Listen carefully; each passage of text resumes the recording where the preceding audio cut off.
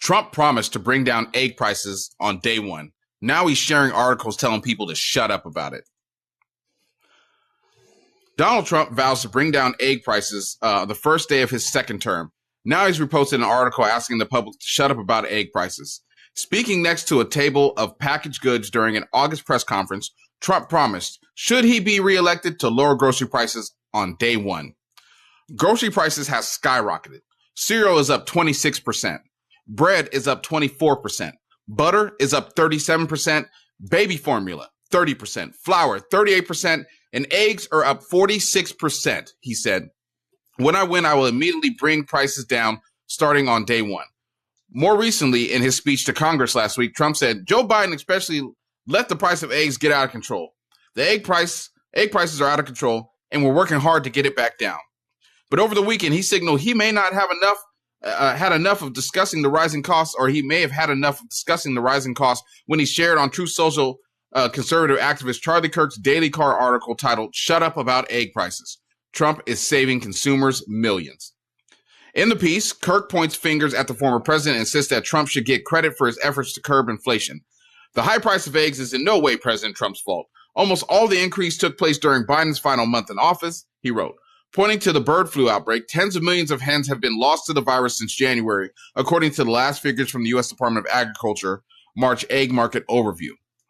And why carry out such a massacre, Kirk continues? Because the Department of Agriculture compensates poultry farmers for eliminating flocks that have been exposed to the bird flu, but offer no compensation if the birds die from disease. This creates an incentive to slaughter more chickens that may be strictly necessary. Let me ask this question. Go ahead. Federal law gives the U.S. Department of Agriculture authority to depopulate animals in these situations to stop disease spread, the department wrote in a release. In terms of the financial reward he alluded to, Kirk may have been referring to the financial assistance that the USDA offers to farmers whose flock have been affected.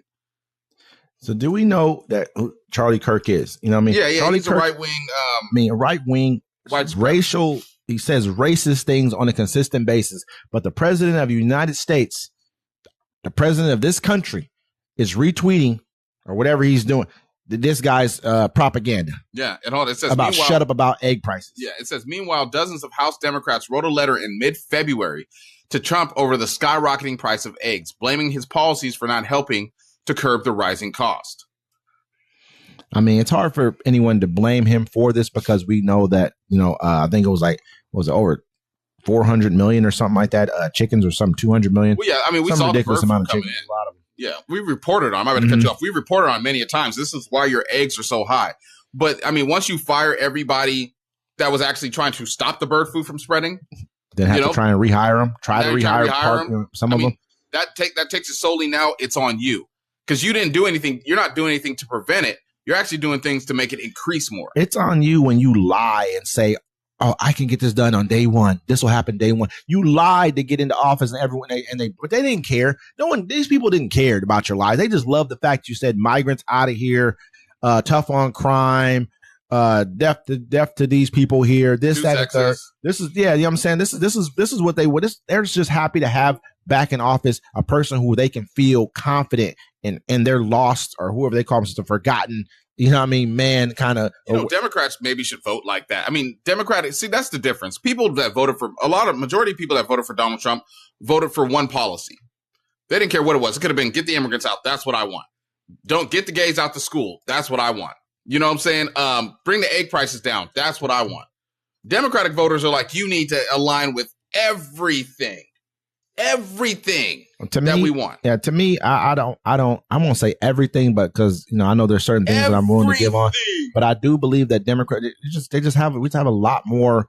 There's just a lot more thought process that goes into voting for somebody. I don't care if Barack Obama was just go back to 2008. If he was the first black president, but he came out and he said, I don't want European Americans, which is Caucasian Americans. I don't want them this. I don't want them that. I want immigrants out of here. I'm not voting for him. I don't care if he would have been the very first. No, I wouldn't have voted for him. Nah, 2008 was a different time, bro. I mean, what I'm saying is you can take that time frame, say he was never president then, and say in 2000, his first black president came about, say in 2024, whenever he was running then, right?